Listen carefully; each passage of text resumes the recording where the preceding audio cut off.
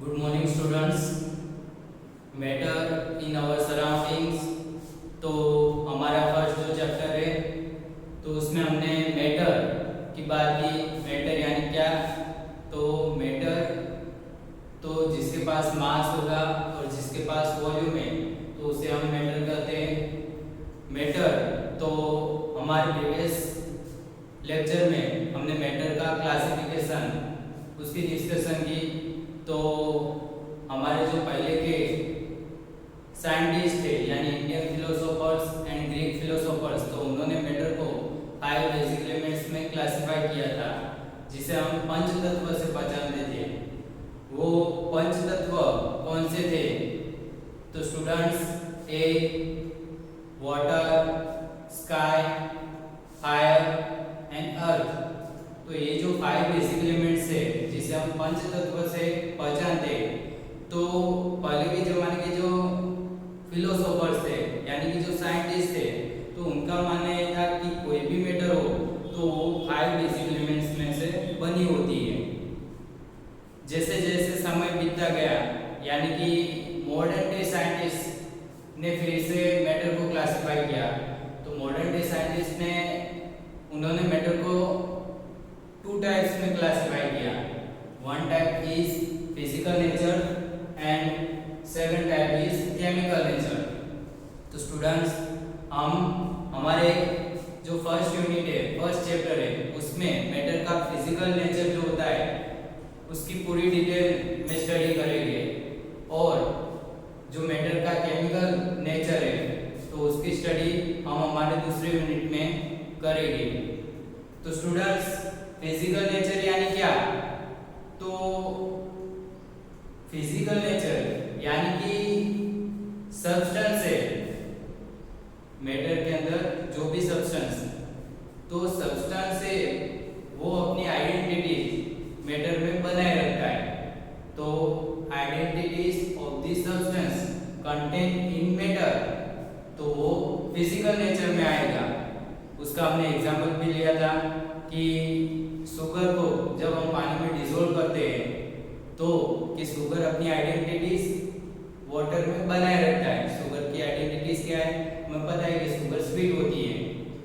तो हम शुगर को जब पानी में डिसॉल्व करते हैं तो हमें पता है कि शुगर अपनी आइडेंटिटीज पानी में बनाए रखता है, यानी कि हम वो पानी जब लेते तो वो पानी हमें कैसा लगेगा? वो पानी भी हमें स्वीट लगेगा। तो स्टूडेंट्स फिर हमने उसकी प्रॉपर्टी की बात की थी। तो एक्सटेंसिव एंड इंटेंसिव 2 प्रॉपर्टीज में हमने डिवाइडेशन किया था। एक्सटेंसिव फिजिकल प्रॉपर्टी यानी क्या? तो स्टूडेंट्स अमाउंट ऑफ सब्सटेंस पर जो आधारित है तो वो सब प्रॉपर्टी एक्सटेंसिव फिजिकल प्रॉपर्टी कहलाएगी, जैसे कि मास है, वॉल्यूम है, लेंथ है। और इंटेंसिव फिजिकल प्रॉपर्टी यानी क्या? तो स्टूडेंट्स अमाउंट और सब्सटेंस पर आधारित नहीं होती, तो वो सब जो प्रॉपर्टी है वो इंटेंसिव फिजिकल प्रॉपर्टी में हम डिवाइड करते हैं। स्टूडेंट्स उसमें हमने लिया था मेल्टिंग पॉइंट है, बॉइलिंग पॉइंट है। तो स्टूडेंट्स हम फिजिकल नेचर में कि कोई भी मैटर हम ले तो फिजिकल नेचर में आएगा या केमिकल नेचर में आएगा, ये कैसे पहचान सकते हैं? तो स्टूडेंट्स हम उसकी प्रॉपर्टी के आधार पर कह सकते हैं कि ये फिजिकल नेचर है या फिर उसका केमिकल नेचर है। तो स्टूडेंट्स फिजिकल नेचर में जो मैटर की स्टेट आएगी तो सॉलिड, लिक्विड, गैस, प्लाज्मा और बीईसी यानी कि बोस-आइंस्टाइन कंडेंस है। तो स्टूडेंट्स हम फिजिकल नेचर में ये जानेंगे कि जब एक स्टेट में से दूसरे स्टेट में ट्रांसफर होता है तो उसका फिजिकल नेचर सेम ही रहता है, और फिर उसका जो केमिकल कंपोजिशन है वो भी सेम ही रहेगा। तो स्टूडेंट्स वो सब हम फिजिकल नेचर में क्लासिफाई करते हैं और उसमें हम स्टडी करेंगे। स्टूडेंट्स हमने दूसरी बात की थी केमिकल नेचर की। तो स्टूडेंट्स केमिकल नेचर यानी क्या? तो identities of the substance does not contain in the matter, तो वो सब हम केमिकल नेचर में डिवाइड करते हैं, यानी कि केमिकल नेचर में क्लासिफाई करते हैं। स्टूडेंट्स हमने उधर एग्जांपल लिया था कि आयरन है, जो आयरन है वो रस्ट फॉर्म करता है। तो स्टूडेंट्स हमें पता है कि हम जब आयरन को पानी के संपर्क में लाए तो हमें पता है कि वाटर के अंदर 2 मॉलिक्यूल्स है, एक तो हाइड्रोजन है और दूसरा ऑक्सीजन है। तो स्टूडेंट्स हम आयरन को जब पानी के संपर्क में लाते हैं तो पानी के अंदर जो ऑक्सीजन है उसके साथ आयरन रिएक्ट करता है और फिर रस्ट फॉर्म करता है। तो स्टूडेंट्स ये जो पूरी प्रोसेस है तो वो हम केमिकल नेचर में क्लासिफाई करते हैं। स्टूडेंट्स केमिकल नेचर में हम प्रॉपर्टीज की बात करें तो फिर बर्निंग है, कोई भी सब्सटेंस ले तो वो बर्निंग है उसकी प्रॉपर्टी, फिर तो फ्लेमेबिलिटी है, फिर जो रस्टिंग की प्रोसेस है, या फिर एक केमिकल दूसरे केमिकल के साथ जब भी रिएक्ट करता है तो वो सब हम डिस्कशन केमिकल नेचर में करते हैं। यानी कि ये जो सारी प्रॉपर्टी है, ये सारी जो प्रॉपर्टी है वो हम केमिकल नेचर में क्लासिफाई करते हैं। तो स्टूडेंट्स अब हम आगे जाते हैं कि हम हमारी जो फर्स्ट यूनिट है मैटर इन आवर सराउंडिंग, तो उसमें जो मैटर है उसका फिजिकल नेचर है उसकी पूरी स्टडी करेंगे। तो स्टूडेंट्स अब हमारा फर्स्ट टॉपिक है यूनिट का कि फिजिकल नेचर ऑफ मैटर, यानी मैटर, तो मैटर क्या है वो भी हमें मालूम है कि जिसके पास मास है और जिसके पास वॉल्यूम है। वॉल्यूम यानी क्या कि occupied spaces, matter occupied spaces, जो स्पेस वो अपने आसपास कंटेन करता है उसे हम वॉल्यूम कहते हैं। तो स्टूडेंट्स उसे हम मैटर में समावेश करेंगे। और फिजिकल नेचर यानी क्या, तो अभी मैंने जो भी बात की कि फिजिकल नेचर में identity of the substance contain in the matter, और फिर हमने एग्जांपल भी लिया कि वाटर में हम शुगर डिसॉल्व करें तो वो एग्जांपल, तो वो फिजिकल नेचर में हम क्लासिफाई करते हैं। तो स्टूडेंट्स अब हम आगे जाते हैं फिजिकल नेचर ऑफ मैटर। तो मैटर का जो फिजिकल नेचर है तो फर्स्ट कि matter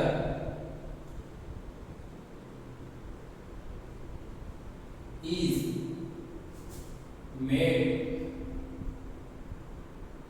up of particles।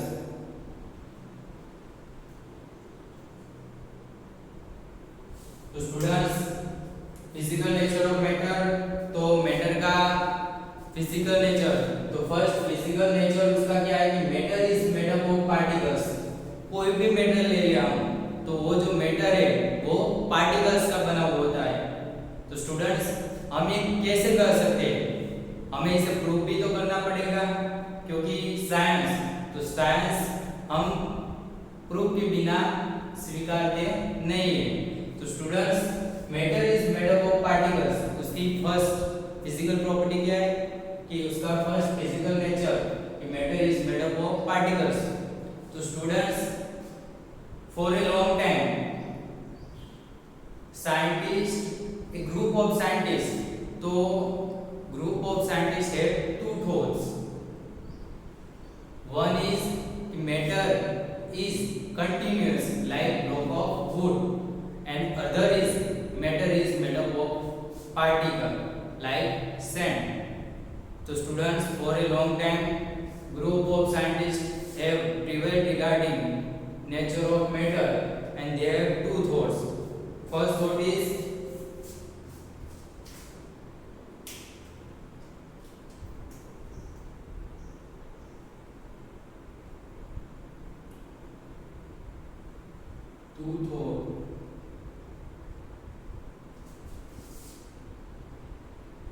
regarding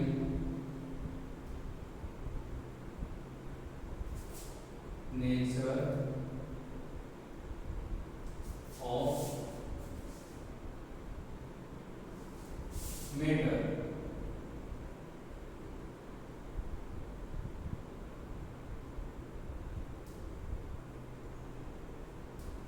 first जो फर्स्ट थॉट था तो matter is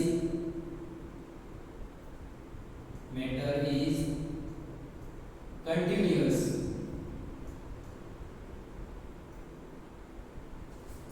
like block of wood, and second is matter is made up of particles like sand. So students, a group of scientists have two thoughts regarding the nature of matter. So first is matter is continuous like block of wood and matter is made up of particles like sand. Students, हमें पता है कि हम लकड़ी का टुकड़ा ले तो वो कंटिन्यूअस होता है, उसके अंदर जो छोटे छोटे पार्टिकल्स होते हैं वो अरेंज होते हैं, एक दूसरे के साथ अरेंज हुए होते हैं, यानी कि वो जो लकड़ी का टुकड़ा है वो कंटिन्यूअस होता है।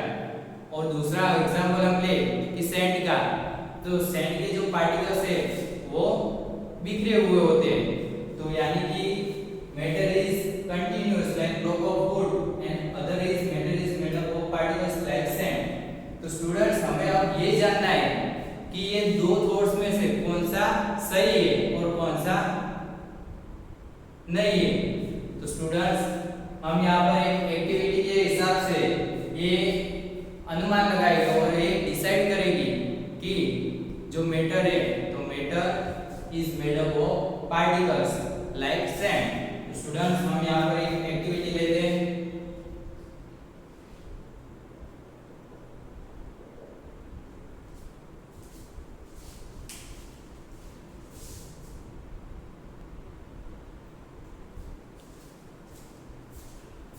स्टूडेंट्स, तो मैंने आपके सामने जो फिगर ड्रॉ किया है, तो अब इस एक्टिविटी के माध्यम से हम ये डिसाइड करेंगे कि पार्टिकल मैटर का जो फिजिकल नेचर है तो वो पार्टिकल का है या फिर कंटिन्यूअस है।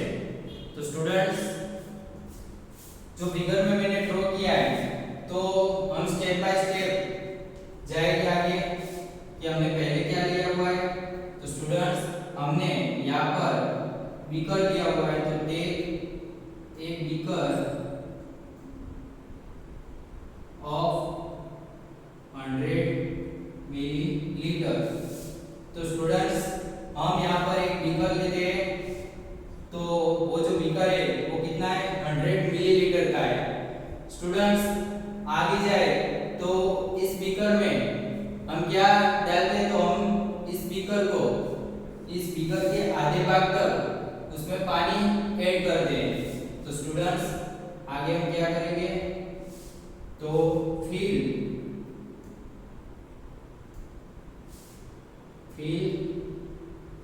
Beaker half with the water। Students, क्या करना है, तो हमें बीकर में उसके आधे भाग तक पानी डालना है और स्टूडेंट्स हमें मार्क करना है, जहां तक हमने पानी डाला तो वो लेवल हमें मार्क करना है and mark the level of water. Students, हमने 100 ml का बीकर लिया है, फिर उस बीकर में हमें क्या करना है कि उस बीकर में हमें पानी डालना है उसके आधे भाग तक, और फिर हमने जहाँ तक पानी उसमें डाला है तो वो जो लेवल है उस लेवल को हम मार्क करेंगे।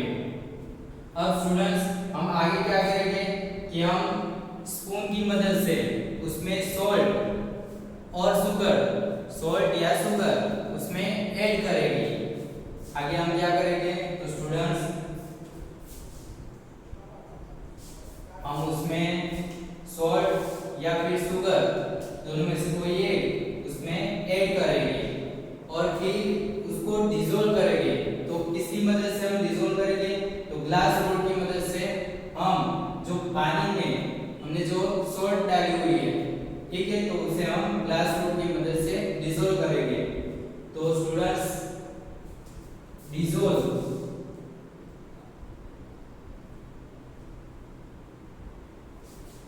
सोल्ट या फिर शुगर इन दी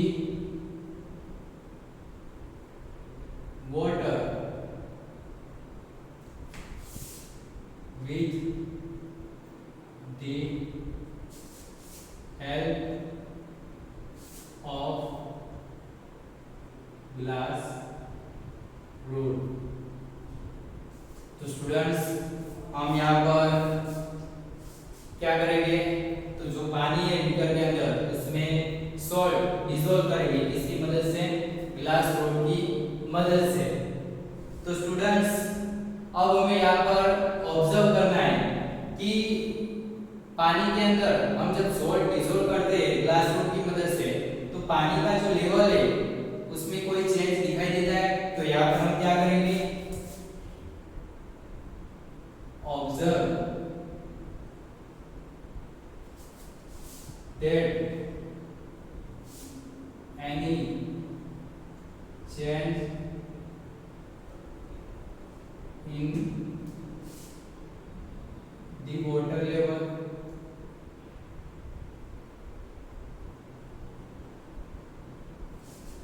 ठीक है स्टूडेंट्स, हमें क्या करना है कि हमें ऑब्जर्व करना है कि जो वाटर लेवल है उसमें कोई चेंज होता है जब हम उसमें सॉल्ट डिसॉल्व करते हैं तब। स्टूडेंट्स हमें ये भी पता लगाना है कि जो सॉल्ट है, तो सॉल्ट हम जब पानी में डिसॉल्व करते हैं तो वो कहाँ पर उसका क्या हो जाता है, ठीक है। सॉल्ट का उसमें क्या होता है, जब हम पानी में सॉल्ट डिसॉल्व करते हैं तो उसका क्या होता है, तो हमें ये पता लगाना है कि डज दी सॉल्ट और शुगर disappear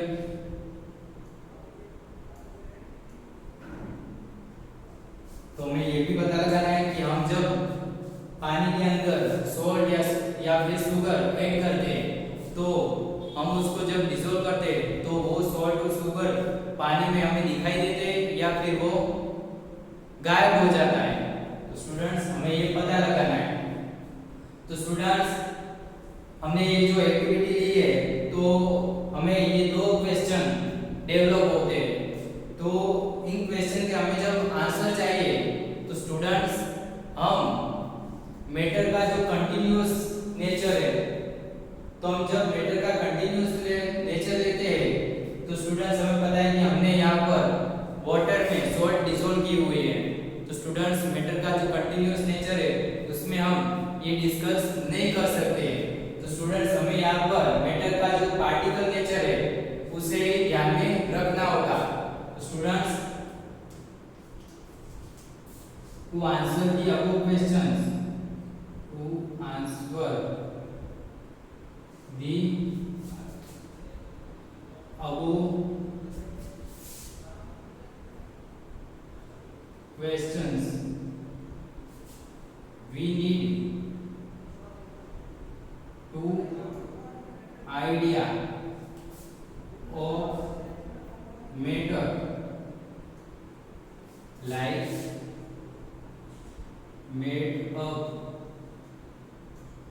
of particles। तो स्टूडेंट्स ये जो आंसर है उसके जवाब देने के लिए हमें मैटर का पार्टिकल नेचर ही ध्यान में रखना होगा। तो स्टूडेंट्स अब हम हमारी एक्टिविटी पर जाते हैं। तो स्टूडेंट्स हमें पता है कि हम जब वाटर में सॉल्ट डिसॉल्व करते हैं तो उसमें क्या होता है कि जो वाटर के जो पार्टिकल्स होते हैं, तो वाटर तो वो लिक्विड है और हमें पता है कि जब कोई भी लिक्विड हो तो लिक्विड के अंदर जो पार्टिकल्स है उसके अंदर क्या स्पेसेस होती है, उसके जो पार्टिकल्स है उनके बीच में स्पेसेस होती है। तो स्टूडेंट्स हम जब सॉल्ट को पानी में डिसॉल्व करते हैं तो जो सॉल्ट के जो पार्टिकल्स है वो पानी के जो पार्टिकल्स के बीच में जो स्पेसेस है उसमें अरेंज हो जाते हैं। तो स्टूडेंट्स उसके हिसाब से हमें सॉल्ट और शुगर वो दिखाई देते नहीं है। तो स्टूडेंट्स यहाँ पर क्या होता है, तो students when we dissolve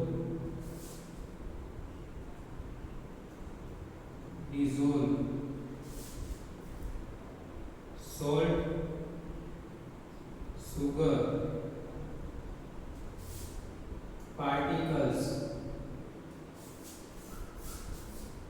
in water, they get arranged between the spaces. They get arranged between the spaces of particles of water. So students, when we dissolve salt, sugar particles in water, they get arranged between the spaces of particles of water. तो students, हम जब salt को पानी में dissolve करते हैं तो उसके सॉल्ट के जो पार्टिकल्स होते हैं, तो वाटर के जो पार्टिकल्स है उसके बीच में जो स्पेस होती है, तो उस स्पेस में जो सॉल्ट के पार्टिकल्स है तो वो वहाँ अरेंज हो जाते हैं, यानी कि हमें अब सॉल्ट के जो पार्टिकल्स है वो अब दिखाई देते नहीं है। तो स्टूडेंट्स, इस एक्टिविटी के हिसाब से हम कह सकते हैं कि जो मैटर है, तो matter is made up of particles, और एग्जांपल की तरह लेते हैं तो पार्टिकल्स लाइक सैंड, यानी कि हम सैंड की बात करें तो सैंड तो वो पार्टिकल है, उसका जो नेचर है वो कैसा है, पार्टिकल की तरह है। तो स्टूडेंट्स, हम यहाँ पर लिखेंगे कि matter is made up of particles. तो स्टूडेंट्स, हम कोई भी मेटर ले लें तो उसका जो नेचर होगा वो नेचर हमें कैसा मिलेगा, तो पार्टिकल का ही मिलेगा। तो स्टूडेंट्स, आप वीडियो पॉज करके ये अपनी नोट्स में लिख लीजिए।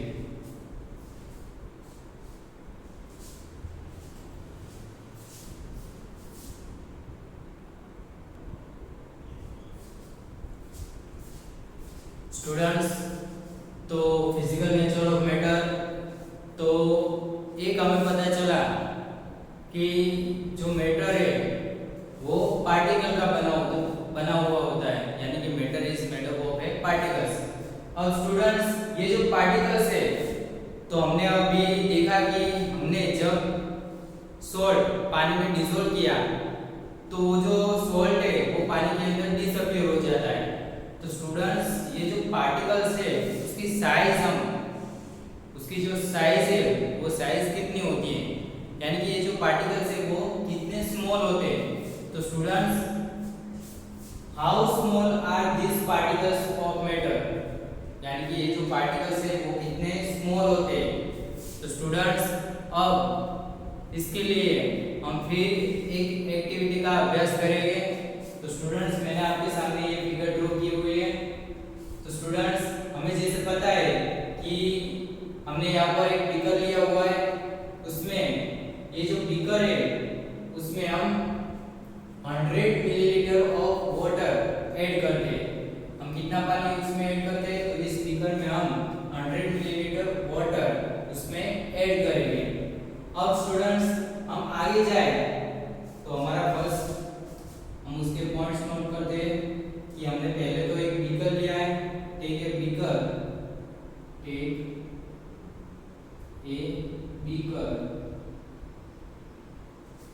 and add 100 milliliter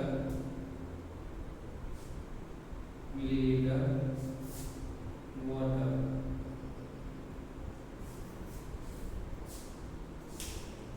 स्टूडेंट्स, अब कि हमें क्या करना है कि हमें पता है कि बीकर में हमने क्या किया कि हमने उसमें 100 मिलीलीटर मिलीलीटर वाटर ऐड किया है।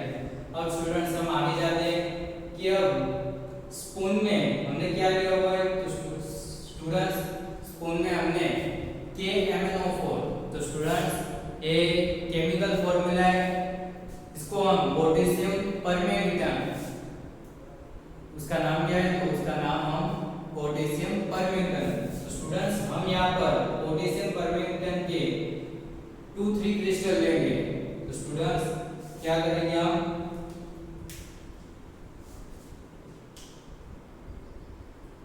Take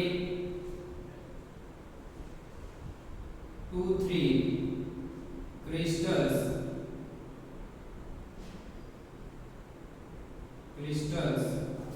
of take 2-3 crystal of potassium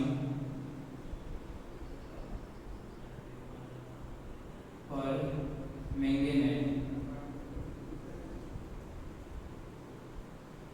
and ये जो क्रिस्टल है उसको हम किसमें डिसॉल्व करेंगे, and dissolve in 100 milliliter of water। तो स्टूडेंट्स हमें क्या करना है कि क्रिस्टल्स लेने हैं पोटेशियम परमैंगनेट के और फिर उसको 100 मिलीलीटर ऑफ वाटर में उसे डिसॉल्व करना है।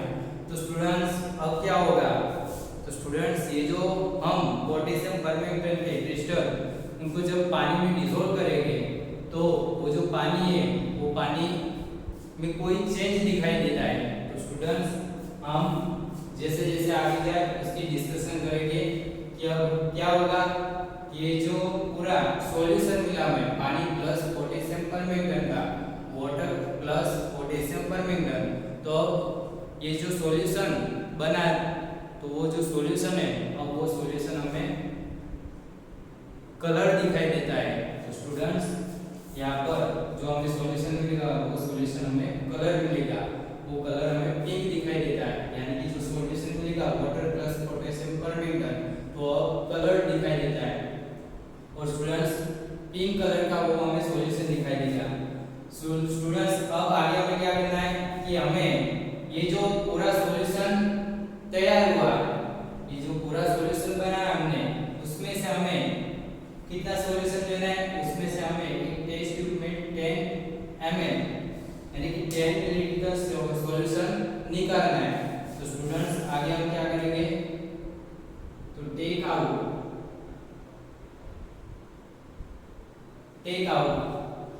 10 मिलीलीटर सॉल्यूशन। ठीक है स्टूडेंट्स, ये जो पूरा सॉल्यूशन बनाया हमने उसमें से हमें 10 मिलीलीटर सॉल्यूशन बाहर निकालना है and put it into another 90 ml clear water। Students क्या करना है कि ये जो सॉल्यूशन तैयार हुआ उसमें से हमें 10 ml सॉल्यूशन बाहर निकालना है और फिर उसे फिर से जो 90 ml क्लियर वाटर है उसमें हमें उसे ऐड करना है। तो स्टूडेंट्स हमें फिर से 100 ml पूरा जो सॉल्यूशन है ये 10 ml प्लस 90 ml यानी कि हमें पूरा फिर से 100 ml का सॉल्यूशन मिलेगा। स्टूडेंट्स हम जब ये सॉल्यूशन जब 90 ml क्लियर वाटर में ऐड करते हैं तो स्टूडेंट्स अभी भी वो जो पानी है वो पानी हमें कैसा मिलता है, कलर मिलता है।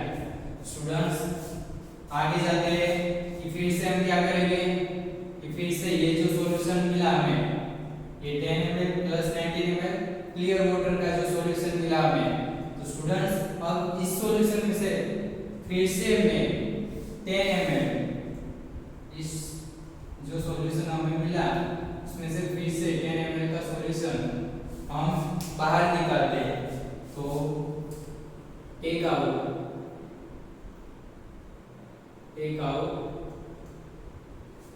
10 ml solution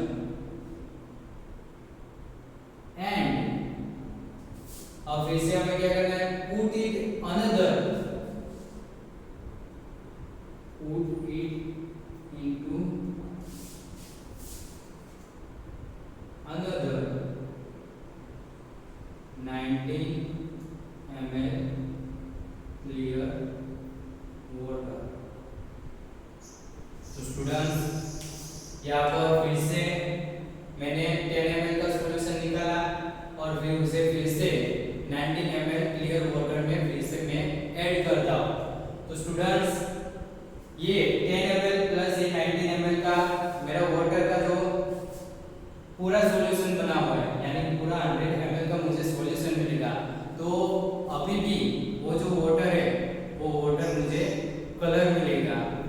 स्टूडेंट्स फिर से मैं 10 ml का सॉल्यूशन जो मेरा सॉल्यूशन मिला बीकर में, उसमें से मैं फिर से 10 ml का सॉल्यूशन बाहर निकालता हूँ।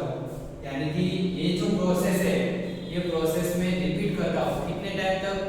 5 to 8 टाइम तक मैं ये प्रोसेस रिपीट करता हूँ। तो students repeat this process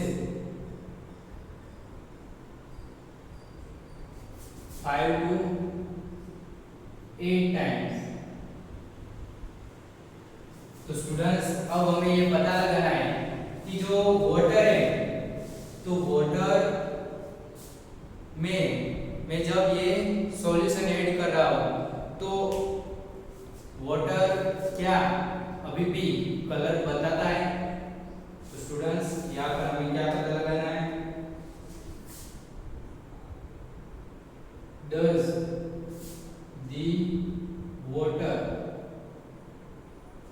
still color? तो स्टूडेंट्स ये जो एक्टिविटी है उसमें हमने क्या किया कि 100 ml का जो वाटर है वो बीकर में लिया हुआ है। फिर स्टूडेंट्स मैंने पोटेशियम परमैंगनेट के क्रिस्टल्स लिए, वो फिर पानी में ऐड किए। स्टूडेंट्स यहाँ पर क्या होता है, ये जो पानी का जो पूरा सॉल्यूशन है, पानी प्लस जो पोटेशियम परमैंगनेट के जो स्फटिक है उसका जो पूरा सॉल्यूशन है वो सॉल्यूशन मुझे कलर मिलेगा।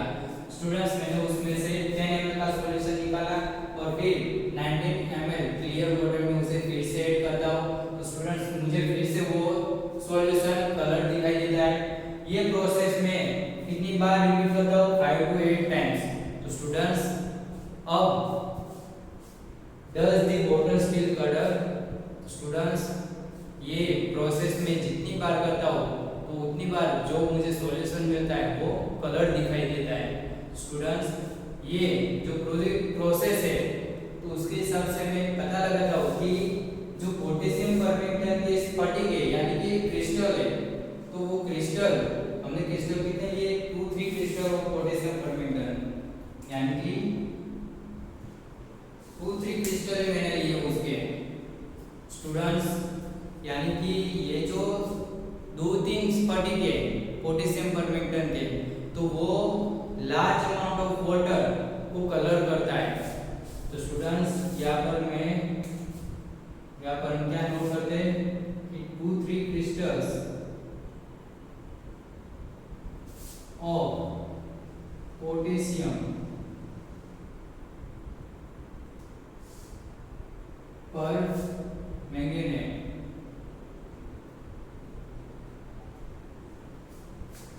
color large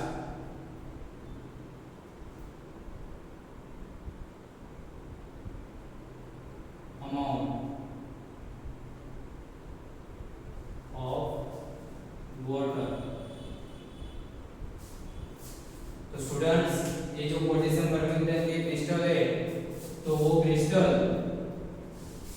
पानी का जो लार्ज अमाउंट यानी कि पूरा जो वॉल्यूम है पानी का उसे वो कलर करता है।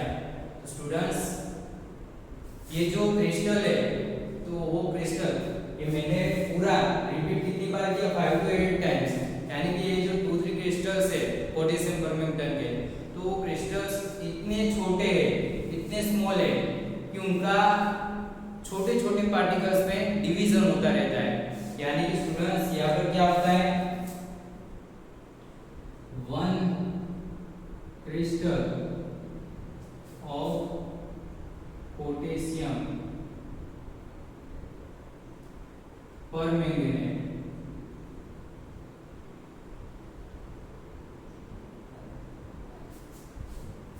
एक स्फटिक है पोटेशियम परमैंगनेट का, तो वो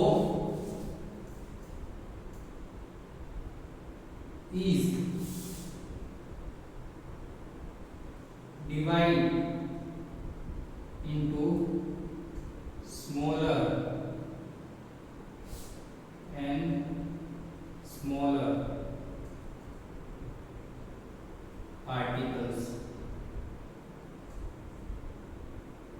तो स्टूडेंट्स यहाँ पर एक पार्टिकल है, एक क्रिस्टल यानी कि one crystal of potassium permanganate, तो वो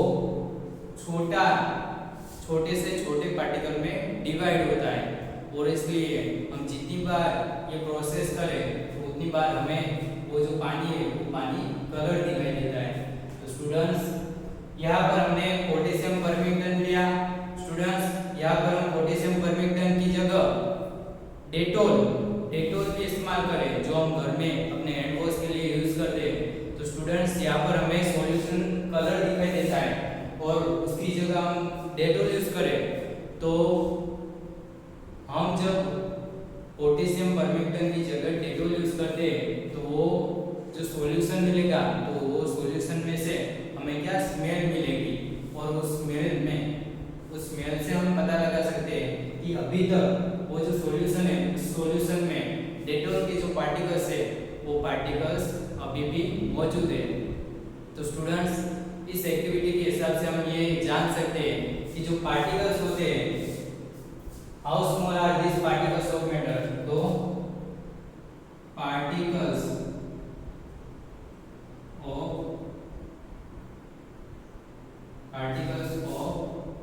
मैटर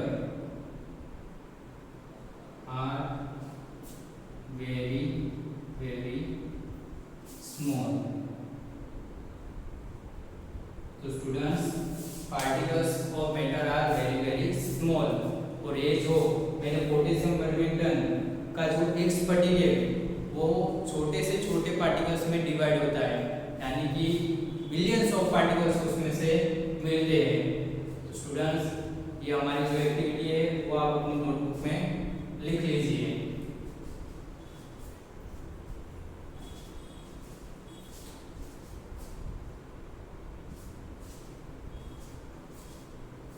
तो स्टूडेंट्स आज हमने फिजिकल नेचर ऑफ मैटर, तो उसमें दो नेचर मैटर के डिस्कस किए। फर्स्ट तो matter is made up of particles, और ये जो पार्टिकल्स है तो particles of matter is very small. तो स्टूडेंट्स आप अपनी नोटबुक में जो भी लिखा है उसका रिवीजन कर लेना, और